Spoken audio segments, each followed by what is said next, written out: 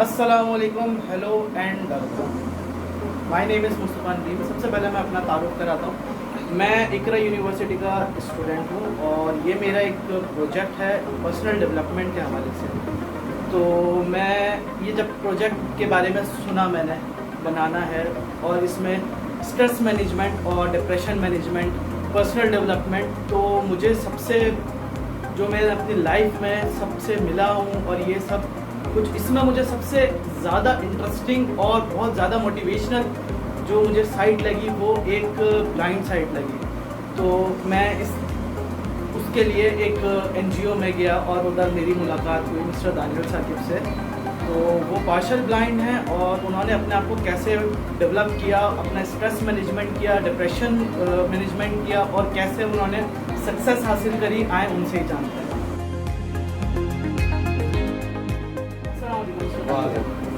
कैसे हैं आप? वैसे तो थोड़ा बहुत मैंने जितना जानता था मैंने आपके बारे में बताया। अब मैं आपके बारे में आपसे ही सुनना चाहता हूँ। तो आप अपने बारे में बताएं, अपना ब्रीफ इंट्रोडक्शन में सबसे पहले तो। चलिए, जैसे नाम तो आप लोगों को पता चल ही गया है कि दानियल साकिब मेरा नाम है। मेरा ताल्लुक कोयटा से है, मेरी पैदाइश कोयटा की थी। उसके बाद ट्रांसफ़र होने के बाद हम कराची आ गए। फिर मैंने अपनी इनिशियल इंफॉर्मेशन के मुताबिक जो मेरी इनिशियल एजुकेशन है वो मैंने कोयटा से कराची से ही हासिल की। कराची से हासिल करने के बाद फिर मेरा मैट्रिक हुआ हमदर्द पब्लिक स्कूल से, फिर कॉलेज और फिर यूनिवर्सिटी में चला गया। अच्छा दानियल साहब, एक चीज़ मैं पूछना चाहूँगा कि ये जो आपने अपना ये दौरानिया पढ़ाई का जो था, इसमें आप साइटेड थे या फिर आपको इस सिचुएशन का सामना करना पड़ा? अच्छा देखिए, इशू ये होता है कि हमारी जो डिज़ीज़ है, आई डिज़ीज़, उसका नाम है रेटिनाइटिस पिगमेंटोसा, जो कि RP कहलाता है। उसमें होता ये है कि जो ऑप्टिक नर्व होती है जो कि आपके आई से ब्रेन को कनेक्ट करती है, वो डैमेज हो जाती है। तो जब मैं छोटा था, यानी कि when I was just 5 year old, तो ये डिज़ीज़ जो है वो मेरे डॉक्टर ने चेक किया तो पता चला कि I am suffering from RP। तो उस टाइम पे जो मेरी ऑप्टिक नर्व का जो कंडीशन थी वो आप समझ लें कि 100 में से 90% सही थी। तो I was just like a cycle. You are able to see. I can able to see, I can able to write, and I can even able to ride a cycle. तो उसी कंडीशन में मैंने हमदर्द university तक पढ़ा और मैंने BBA किया with measures of human resource management और आज आप हमारे यहाँ। तो दानियल साहब, आपको ये जो आपकी जो ब्लाइंडनेस है ये आपको कहाँ से स्टार्ट हुई और मतलब इसका दौरानिया कब से स्टार्ट हुआ?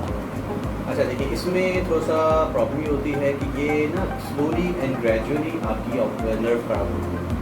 तो when I was in the last year of my BBA in 2014 approximately, तो हुआ ऐसा कि मुझे अपनी आई साइट में बहुत ज़्यादा वीकनेस महसूस हुई और इन 2015 I got B2 category of blindness. वो क्या होती है, उसमें ये होता है कि आपका जो विजन है ना वो मिनिमाइज हो जाता है अप टू 3 मीटर्स और वो भी ब्लर। कि हम 3 मीटर के अंदर की चीज़ देख सकते हैं। 3 मिनट के अंदर की चीज़ देख सकते हैं, वो भी ब्लर विजन। तो बस 2015 से जो है मेरी पार्शियल ब्लाइंडनेस का जो 2015 में आप अपनी डिग्री कंप्लीट कर चुके थे? हाँ जी बिल्कुल, मेरा BBA 2014 दिसंबर में खत्म हो चुका था। क्योंकि आप अपनी जब आप प्रोफेशनल करियर में की तरफ आप बढ़ने लगे तो आपको ये सामना करना। हाँ बिल्कुल, एग्जैक्टली। तो दानियल साहब, जैसा कि मैंने आपसे आपके बारे में जानता हूँ कि आपने बहुत ज़्यादा चीज़ों का सामना करना पड़ा कि जब आपने डिग्री कंप्लीट करके जॉब की तरफ, अपने प्रोफेशनल करियर की तरफ बढ़ने की कोशिश की तो आपको इस चीज़ का सामना हुआ। तो ज़रा अपने हमारे व्यूअर्स को बताएं कि आपने कैसे इसको फेस किया और क्या आपको परेशानियों का सामना हुआ, कैसे आपने इसको हैंडल किया और क्या क्या आपको स्टेजेस मिले जिसमें आपने अपने आप को बिल्ड किया। ठीक है, देखिए लाइन से बात है कि सबसे बड़ा और मेन इशू ये था कि अपनी ब्लाइंडनेस को एक्सेप्ट करना कि आप ब्लाइंड हो चुके हैं। ठीक है, ये एक्सेप्ट करना is the most strongest part of my life. तो मैं इस चीज़ को एक्सेप्ट नहीं कर पा रहा था, जिसकी वजह से एक स्ट्रेस और एक डिप्रेशन का जो मरहला था वो मेरे दिमाग पे चढ़ता ही जाता था। सही है, तो वो जो स्ट्रगल थी मेरी, जो आप समझ लें कि 2015 से लेके 2019 तक का जो 4 इयर्स का दरमियान का जो गैप है, वो 4 इयर्स मेरे लिए इंतहाई स्ट्रेसफुल और इंतहाई इमोशनल और आप ये समझ लें कि जिसको कहते हैं ना इमोशनल टॉर्चर की ज़िंदगी में गुजार रहा था, क्योंकि मैं एक ऐसे स्टेज पे खड़ा था कि जहाँ पे ना मैं टोटली ब्लाइंड था और ना मैं साइटेड था। तो मैं उस पॉइंट पे मैं अपने आप को 2 कश्तियों का सवार समझ रहा था और किसी एक भी कश्ती पे मैं नहीं जा पा रहा था। अगर मैं किसी ऑर्गेनाइजेशन में जाता तो वो पूछते कि आप कंप्यूटर कैसे यूज़ करेंगे, आप आना जाना कैसे करेंगे, वहाँ मैं चुप हो जाता। अगर मैं किसी ब्लाइंड की तरफ जाता तो वहाँ होता कि जी आप टोटली ब्लाइंड तो नहीं है, आपको ब्रेल नहीं आती, आप कैसे पढ़ेंगे, क्योंकि ब्रेल एक सिस्टम होता है जहाँ से ब्लाइंड पढ़ते और लिखते हैं। सही है, अब मैं वहाँ पे भी नहीं जा सकता, यहाँ पे नहीं जा सकता, तो मुझे अवेयरनेस नहीं थी, मेरे पास एम्पावरमेंट नहीं थी, मेरे पास स्किल्स तो बहुत थी, लेकिन एम्पावरमेंट नहीं थी, अवेयरनेस नहीं थी, समझ नहीं आता करे क्या। उस टाइम पे मुझे स्ट्रेस मैनेज करना एक बहुत ज़रूरी काम था। उसके लिए फैमिली सपोर्ट थी, मेरे पेरेंट्स थे, मेरी वाइफ थी, उन्होंने काफ़ी सपोर्ट किया, हर एक जगह पे मुझे कोऑपरेट किया, सपोर्ट किया। और वो जो स्ट्रगल का एक मरहला था जो कि 2015 से स्टार्ट हुआ, वो फिर आके थमा 2019 पे, और 2019 पे मुझे पहला ब्रेक मिला मेरा प्रोफेशनल करियर पे, और वो स्टार्टिंग हुई मेरी बिनाई वेलफेयर एसोसिएशन से। और बिनाई वेलफेयर एसोसिएशन में मुझे पहला ब्रेक मिला कि मैं as a English language teacher वहाँ पे अपॉइंट किया गया, और उस वक्त मेरी जो जॉब हुई थी वो सिर्फ वीक में 3 डेज़ की हुई। अच्छा, यानी कि आप पार्ट टाइम जॉब? हाँ, यूँ कह सकते हैं, बिल्कुल। तो वो मेरा प्रोफेशनल करियर का स्टार्ट था। उसके बाद से अल्हम्दुलिल्लाह बस मेहनत करते गए, और अल्लाह के फज़ल करम से, अल्लाह के बड़े एहसान से ये है कि आज जो है वो मैं इसी बिनाई वेलफेयर एसोसिएशन में एज अ प्रोजेक्ट मैनेजर भी काम कर रहा हूँ। और इस टाइम पे मैं Ida Rieu school and college for the blind and deaf में सब्जेक्ट स्पेशलिस्ट ऑफ इंग्लिश हूँ। और इसके अलावा मैं सिंध ब्लाइंड स्पोर्ट्स एसोसिएशन का प्रेसिडेंट भी हूँ, पाकिस्तान ब्लाइंड स्पोर्ट्स फेडरेशन का डोमेस्टिक डायरेक्टर अफेयर्स भी हूँ, और इसी के साथ साथ मैं कराची ब्लाइंड स्पोर्ट्स एसोसिएशन को भी लीड कर रहा हूँ, टाइम ग्लोबल टेक में फ्रीलांसिंग कर रहा हूँ, ट्रांसक्राइबिंग कर रहा हूँ, कंटेंट राइटिंग कर रहा हूँ। ये तमाम काम मेरे पूरी जो है वो एक डेली लाइफ रूटीन में चलते हैं। इसके अलावा 2 पाइनियरशिप मुझे हासिल है कि मैं हमदर्द यूनिवर्सिटी का पाइनियर ब्लाइंड हूँ, जिसने BBA किया है ह्यूमन रिसोर्स मैनेजमेंट में। ना मुझसे पहले कोई था और ना मेरे बाद कोई आया। इसी तरीके से मैं पाइनियर हूँ कि एक ब्लाइंड और विजुअली इम्पेयर्ड स्टूडेंट्स को ऑनलाइन यानी कि वर्चुअल इन्वायरमेंट पे गूगल मीट और जूम पे ऑनलाइन क्लासेस देने का पाइनियर का जो सहरा है वो मैंने सजाया। तो बहुत अच्छी तरह से आप ये मैनेज कर रहे हैं। और सबसे बड़ी मैं आपको एक बात बताऊंगा कि मुझे जो सबसे ज़्यादा एक चैलेंज लगा जो दानियल साकिब ने एक्सेप्ट किया है, वो ये कि बंदा जब एक पैदाइशी ब्लाइंड होता है यानी कि बाय बॉर्न होता है, तो वो उसी एक्सेप्टेबल भी होता है उसके लिए, और वो उसी को लेके चलता है, यानी कि वो ब्रेल सिस्टम को भी समझता है, उसी से पढ़ना शुरू करता है। क्योंकि दानियल साकिब की स्टार्टिंग की लाइफ नॉर्मल थी और उन्होंने एक नॉर्मल स्टूडेंट की तरह पढ़ा, और उसके बाद जो है वो उन्होंने एक बहुत सिचुएशन का सामना किया जो उनकी लाइफ में बिल्कुल चेंजेस हो गई, क्योंकि उनको ब्रेल सिस्टम का भी उस वक्त मालूम नहीं था। तो मैं ये अब मेरा ये सवाल है कि जैसे स्टार्टिंग में तो आप नॉर्मल स्टूडेंट की तरह पढ़ते थे, तो अभी आप पढ़ने को कैसे मतलब आप कर पाते हैं, पढ़ना या फिर पढ़ाना कैसे आप मैनेज कर पाते हैं? आप माशाल्लाह साइटेड स्टूडेंट्स को भी वो दे रहे हैं, क्लासेस दे रहे हैं, और तो आप मुझे बयान करें। हाँ बिल्कुल, आपका सवाल बिल्कुल करेक्ट है। इसके लिए मैं आपको बताना चलूँ कि हमारी कम्युनिटी में अवेयरनेस की बहुत ज़्यादा कमी है। तो वो अवेयरनेस की जगह से मैं आपको बताना चलूँ कि हमारे पास एक स्क्रीन रीडर सॉफ्टवेयर है जो कहलाता है जॉज के नाम से। वो जॉज जो है वो हमारे कंप्यूटर्स और लैपटॉप्स में हम इंस्टॉल करते हैं। जिस तरीके से एक साइटेड पर्सन देख के काम करता है, इसी तरीके से हम वो सारे काम सुन के करते हैं। हमारा जो स्क्रीन रीडर सॉफ्टवेयर है जॉज, वो हमें एक एक चीज़ को रीड करता है, यहाँ तक कि हमारी कोई स्पेलिंग मिस्टेक भी होगी तो वो भी रीड करके बताता है, कोई वेबसाइट का कंटेंट हो वो भी रीड करता है। तो हम तमाम काम कर सकते हैं। इस सॉफ्टवेयर को हम अपने कंप्यूटर में, अपने लैपटॉप में भी इंस्टॉल कर सकते हैं। जी बिल्कुल, इसको आप आराम से इंस्टॉल कर सकते हैं। यहाँ तक कि मोबाइल्स में तो ये सॉफ्टवेयर पहले से अवेलेबल है। अगर आपने एक्सेसिबिलिटी ऑप्शन में जाए तो वहाँ पे टॉक बैक का एक ऑप्शन होता है। वो टॉक बैक ऑप्शन जो होता है वो हमारे लिए स्क्रीन रीडर काम करता है। हम उसी से जो है वो एक नॉर्मल मोबाइल इस्तेमाल करते हैं। तो मैं अपनी तमाम राइट्स करीब बाइक या सब कुछ यूज़ करता हूँ। हर जगह पे आना जाना खुद कर रहे होते हैं हम लोग, क्योंकि ये स्क्रीन रीडर सॉफ्टवेयर जो है ये हमारी एक आंखें बन के हमारे साथ साथ दानियल साहब, एक हम खुद मोबाइल यूज़र हैं, हम खुद कंप्यूटर यूज़र हैं, तो हमसे गलती भी हो जाती है। मोबाइल में ही अक्सर हम कुछ खोलना चाहते हैं, तो आपको कैसे पता चलता है कि मैं एक्यूरेट वे में जा रहा हूँ जो मोबाइल यूज़ कर रहे हैं हम? अच्छा, टाइपिंग भी कर लेते हैं? हाँ बिल्कुल, टाइपिंग भी हो जाती है आराम से, मोबाइल में भी हो जाती है, कोई इशू नहीं है। अच्छा देखिए, आप लोग का इशू ये है कि आप लोग जब टच करते हैं तो आप लोग को पता नहीं चलता यार यहाँ से वहाँ टच हो रहा है। जी जी। हमारा टॉप बैग जो है वो चलता है डबल टच। हम एक बार टच करते हैं तो वो रीड करते हैं कि ये व्हाट्सएप का फोल्डर है, ये सेटिंग्स का फोल्डर है, या मैसेज का फोल्डर है। जब हम उसे डबल टैप करते हैं तो वो चीज़ ओपन होती है, अदरवाइज वो कोई भी चीज़ ओपन नहीं करेगा जब तक हम डबल टैप करें। तो इसलिए हमारे पास गलती की जो गुंजाइश है वो कम हो जाती है।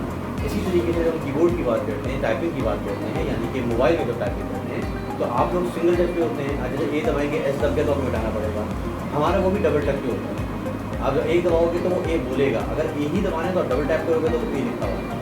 तो हमारी वहाँ पे भी जो है ना वो गलतियाँ मिनिमाइज हो जाती हैं। दूसरी, हम अगर इंग्लिश करते हैं तो हम वॉइस टाइपिंग की यूज़ करते हैं। हम वॉइस टाइपिंग करते हैं, इंग्लिश बोलते हैं, वो इंग्लिश पे लिखते हैं सारा, क्योंकि गूगल असिस्टेंट हो गया, एंड्रॉइड पे, सब ये सारे काम आराम से करते हैं।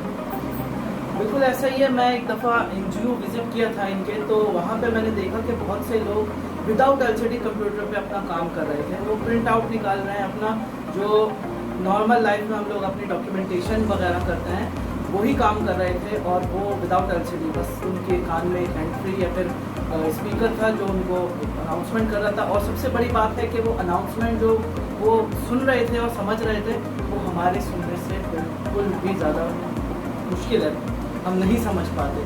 और क्योंकि आप लोग को कर करके एक्सपीरियंस हो गया है, तो आप लोग के लिए आसानी होती होगी। क्योंकि मैंने आप सुना है आपका फ़ोन जब आप यूज़ कर रहे होते हैं तो वो बातें जैसे अनाउंसमेंट हो रही होती है तो मेरे तो समझ से बाहर होती है। असल में इसमें ना स्पीड लेवल होते हैं, जैसे 0 to 100% स्पीड होती है। तो उसमें आपके ऊपर डिपेंड करता है कि आप उसकी स्पीड कितने रखना चाहते हैं। तो जब मैं पार्सल गाइड हुआ था 2015 में, और जब 2019 में मुझे पता चला कि टॉक बैक भी होता है, तो उस टाइम पे मैं अपनी टॉक बैक की स्पीड यूज़ करता था 15%, 20%। तो वो उसमें जो है ना वो ऐसा लगता था कि जैसे कि जो है वो ड्रिंक करके अल्कोहल पी के जो है वो टॉक बैक यूज़ कर रहे हैं, तो वो बहुत स्लो बोला करते थे। फिर ऐसा ऐसा करके मैं स्पीड बढ़ाता रहा, तो आज मैं तकरीबन 60% पे यूज़ करता हूँ। तो आगे वो फिर दूसरों को समझ लूँगा। सर ज़रा ये एलोबरेट करिएगा कि आपने बताया कि आप Sindh blind association, sport association के जो हैं आप प्रेसिडेंट हैं, तो मुझे ज़रा एक वो तशवीश हुई कि आप इस चीज़ को कैसे मैनेज कर रहे हैं। क्योंकि ब्लाइंड एसोसिएशन का मतलब है कि उसमें हर चीज़, मतलब हर प्लेयर जो भी स्पोर्ट्स में प्लेयर प्ले कर रहे हैं वो सब ब्लाइंड हैं, तो उनको कैसे मैनेज करना, उनको कैसे एक इवेंट में ऑर्गेनाइज करना, ये कैसे कर पाते हैं आप? हाँ, ये आपका एक बड़ा अच्छा सवाल है। इसमें देखिए होता ही कुछ यूँ है कि मैंने जितनी मोटिवेशन इन ब्लाइंड एथलीट्स में देखी है ना, वो मोटिवेशन मुझे साइकिल कम्युनिटी में नज़र नहीं आई। ये लोग अपनी ज़िंदगी के लिए बहुत ज़्यादा इंस्पायर्ड हैं, उनको कुछ कर दिखाने की लगे, तो उनको सिर्फ एक मौका दिया जाए तो ये पूरा हाथ पकड़ लेते हैं। इशू ये होता है कि हम कोलैबोरेशंस करते हैं, जैसे मैं सिंध ब्लाइंड स्पोर्ट्स एसोसिएशन का प्रेसिडेंट हूँ, तो हम कोलैबोरेशन करते हैं विनायक वेलफेयर एसोसिएशन से भी, PBSF से भी, और हमारे कोलैबोरेशन के ज़रिए हम क्या करते हैं, हम एक स्पोर्ट्स इवेंट जो है वो ऑर्गेनाइज करते हैं। जैसे अभी करंटली मैं आपको बताऊँ, रिसेंटली 28 मार्च को हमारा एक national para sports for the women हमने स्टार्ट किया था फॉर ब्लाइंड गर्ल्स, जिसमें हमने पूरे पाकिस्तान से जो है वो ब्लाइंड गर्ल्स वो थी, और यहाँ पे फुल सिक्योरिटी के साथ, प्रोटोकॉल के साथ हमने यहाँ पे रखा। और ये इवेंट था हमारा कोई 7 डेज़ का इवेंट था। 5 डेज़ उनकी ट्रेनिंग थी, एक दिन ओपनिंग सेरेमनी, एक दिन क्लोजिंग सेरेमनी, और इसमें जो है वो आप समझ लें कि अप्रॉक्सीमेटली 25 ब्लाइंड गर्ल्स थी जो कि ऑल ओवर पाकिस्तान से हमारे पास आई थी, और हमारे डिफरेंट स्पोर्ट्स थे। अच्छा, तमाम चीज़ों को ऑर्गेनाइज़ करना, उनकी तमाम डॉक्यूमेंटेशन करना और इसको एग्जीक्यूट करना, ये तमाम मेरी जिम्मेदारी होती है। तो मेरे अंडर पूरी एक टीम चलती है, और वो उस टीम को जो है वो मैं बिल्कुल इस तरीके से लीड कर रहा होता हूँ कि वो मेरे इशारों पे काम करती है। क्योंकि हम जो इवेंट ऑर्गेनाइज करते हैं उसमें हमारे साथ बहुत सारे स्पॉन्सर्स भी होते हैं, बहुत सारे डोनर्स भी होते हैं, और हमारे बहुत सारे प्रोफेशनल अफराद भी होते हैं, इंडिविजुअल्स भी होते हैं। जिसमें आपको बताऊँ कि अगर आप लोगों ने सुना हो, एक रोटरी इंटरनेशनल एक क्लब है, हम उससे भी एफिलिएट हो चुके हैं, rotary club of Karachi Avenue से। तो रोटरी क्लब के जो जितने भी ऑफिशियल्स हैं, वो तमाम ऑफिशियल्स जो हैं वो हमारे साथ कोलैबोरेशन में होते हैं इन तमाम इवेंट्स में। तो हम अभी करंटली हमने ये किया था कि हमने नेशनल पैरा स्पोर्ट्स किया था ब्लाइंड गर्ल्स के लिए, उससे पहले हमने नेशनल पैरा स्पोर्ट्स किया था बॉयज़ के लिए, इससे पहले हम लोगों ने एक सिंध का एक इवेंट किया था जिसमें हमने मलेशिया से फुटबॉल ट्रेनर बुलाए थे, जो कि मलेशियन फुटबॉल एसोसिएशन के ट्रेनर थे और वो कोच थे ब्लाइंड फुटबॉल टीम के। वो मलेशिया से यहाँ आए थे, तो उनका जो प्रोटोकॉल मैनेजर था वो मैं था। मैं 10 डेज़ उनके साथ होटल में रहा था, उनको फुल प्रोटोकॉल दिया था और यहाँ पे उन्होंने हमें बहुत सारी चीज़ें सिखाई। यहाँ के हमारे कोचेस को भी उन्होंने ट्रेन किया और अब हमारा जो है वो प्लान बन चुका है कि इंशाल्लाह इस ईयर के एंड में हम एक और इंटरनेशनल इवेंट की तरफ जा रहे हैं, जिसमें मलेशिया से हमारी पूरी फुटबॉल टीम यहाँ पे आएगी और पाकिस्तान और मलेशिया का हम एक ब्लाइंड का फुटबॉल मैच करेंगे। यानी कि ये एक इंटरनेशनल लेवल पर छू चुका है इंशाल्लाह, बिल्कुल ऐसा ही है दानिया साकिब। और सबसे बड़ी बात है कि आपने इनसे खुद से आपने ये सारी चीज़ें सुनी। तो मैं आपको ये बताना चाहूँगा कि ये अपनी लाइफ में इतना बिज़ी रहते हैं कि मैं काफ़ी दिन से इनसे ये इंटरव्यू के लिए रिक्वेस्ट कर रहा था। तो काफ़ी अभी आपने देखा लॉकडाउन का भी सिलसिला है, तो इन्होंने स्पेशली मुझे अपने घर में अपने कीमती टाइम से थोड़ा सा टाइम दिया, तो मैं आपका बहुत शुक्रगुजार हूँ। बहुत शुक्रिया। और बहन साहब मैं एक आपसे रिक्वेस्ट करूँगा कि आप हमारे व्यूवर्स को, उसमें लाजमी बात है ब्लाइंड्स भी होंगे और साइटिक भी होंगे, तो आप उनको एक एडवाइस करें कि अपनी लाइफ को कैसे मैनेज करें। जो स्ट्रेस, जो डिप्रेशन, हमें साइटेड लोगों को ये डिप्रेशन हो जाता है कि वो किसी चीज़ में एग्ज़ाम पास नहीं कर पाए या जॉब कोई हासिल नहीं कर पाए, तो वो डिप्रेशन में आ जाते हैं और वो समझने अपनी लाइफ को बिल्कुल किसी काम का नहीं समझने लगते हैं। तो उनको एक आप एडवाइस करें कि कैसे वो अपने आप को मैनेज करें और कैसे, जैसे आप ब्लाइंड कम्युनिटी ने अपने आप को मैनेज किया हुआ है, अपना स्ट्रेस वगैरह आप उसको अपनी एग्रेसिव में बदल देते हैं, तो इसको ज़रा आप अपडेट करें, एडवाइस करें। तो हमारे व्यूवर्स के लिए मैं यही एडवाइस करना चाहूँगा कि स्ट्रेस इस दुनिया में नहीं पाया जाता, टेंशन डिप्रेशन इस दुनिया में नहीं पाया जाता। ये तमाम वो चीज़ें हैं जो कि हम खुद बनाते हैं, खुद अपने ऊपर हावी करते हैं और हम इसको खुद ही अपने ऊपर असरअंदाज होने की इजाज़त देते हैं। आपके ऊपर कभी भी कोई चीज़ हावी नहीं हो सकती जब तक कि आप खुद उसको अपने ऊपर हावी ना होने दो। लिहाजा जो भी आपके गोल्स हैं, आपकी जो भी मिशंस हैं, अगर आप वो कामयाब नहीं हुए उनको पूरा करने में, उनको अचीव करने में कामयाब नहीं हुए, तो इसका मतलब ये है कि every failure is a new way to success for you. लिहाजा आपका हर फेलियर याद रखिएगा कि आपको एक सूरज की नई किरण की तरफ लेके जाता है। तो आपसे यही रिक्वेस्ट है कि अपने ऊपर सिवाय सक्सेस के किसी और को हावी ना करें, तो आप कभी भी स्ट्रेस में नहीं जाएंगे। थैंक यू दानियल साहब, बहुत बहुत शुक्रिया आपका, आपने अपने कीमती वक्त में से टाइम निकाला और मुझे दिया। बहुत शुक्रिया, बहुत शुक्रिया, मैं आपका शुक्रगुजार हूँ। और आपके NGO नाम आप हमें बताएं, ताकि अगर हमारे व्यूअर्स में से कोई अगर आपको सपोर्ट करना चाहे तो, और आपसे कोई मोटिवेशन आगे विजिट करना चाहे मोटिवेशन के लिए, तो आप ज़रा। हाँ बिल्कुल, हमारी NGO है बीनाई वेलफेयर एसोसिएशन है और मेरा कॉन्टैक्ट नंबर आप मुस्तफ़ा साहब से ले सकते हैं। और जिसको भी कोई ज़रूरत हो, कोई आप हमसे मिलना चाहते हैं, हमें अपने किसी भी अंदाज से हमें सपोर्ट करना चाहते हैं, तो हमारे लिए ऑफिसेज़ हमारे आपके 24/7 खुले हैं। हमारा ऑफिस जो है वो इस वक्त गुलशन इकबाल अबुल हसन इस्फहानी रोड पे है, ब्लॉक 7 में, तो वहाँ पे आप आके हमसे मिल सकते हैं और हमारा ऑफिस वहाँ खुला है। लिहाजा बीनाई वेलफेयर एसोसिएशन और इसी वेबसाइट पे आप विजिट कर सकते हैं binai.org, यानी कि BINAE। इसका फुल जो अगर फॉर्म देखी जाए तो है blind institute for national empowerment and awareness and empowerment. तो व्यूअर्स, मैं भी आपसे रिक्वेस्ट करूँगा कि आप विज़िट करें और आप जाएं, देखें कि कैसे ये लोग काम करते हैं, कैसे ये लोग अपने स्ट्रेस को अपनी सक्सेस में बदल देते हैं। तो ये एक बहुत ज़्यादा हमारे लिए एक मोटिवेशन की चीज़ है, क्योंकि हम एक साइटेड हर चीज़ हम अपने हाथों से, अपनी आंखों से देख के कर सकते हैं, उसमें हम स्ट्रेस कर जाते हैं। लेकिन इनकी जो एक लाइफ है, इन्होंने अपनी लाइफ को जो है वो मिस्टेक फ्री बना रखा है और ये बिल्कुल इसको, अपने स्ट्रेस को, अपने डिप्रेशन को अपनी सक्सेस में बदल देते हैं। और बिल्कुल ऐसा ही है। और मुझे भी ये सब्जेक्ट जो है पर्सनल डेवलपमेंट, ये पढ़ के मुझे भी बहुत कुछ सीखने को मिला। और सबसे बड़ी बात ये है कि मैं एक शॉर्ट टेम्पर था और मुझे अपना एंगर मैनेजमेंट कंट्रोल जो मैं समझता था कि ये अनएबल टू कंट्रोल है, लेकिन वो एबल टू कंट्रोल है और हम उसको कंट्रोल कर सकते हैं। तो मैं यही बोलूँगा कि आप लोग अपनी लाइफ में आगे पीछे ज़रा नज़रसानी करें कि ऐसे बहुत सी चीज़ें जो हमें मोटिवेट कर सकती हैं, तो हमें मोटिवेट होना चाहिए हमेशा। और जो जैसे हम स्ट्रेस में चले जाते हैं, उसके बदले हमें एक मिसाल बनना चाहिए कि लोग हमसे मोटिवेट हों। बहुत शुक्रिया मुस्तफ़ा नदीम के साथ, और होप इंशाल्लाह आगे कभी मिलेंगे। अल्लाह हाफ़िज़।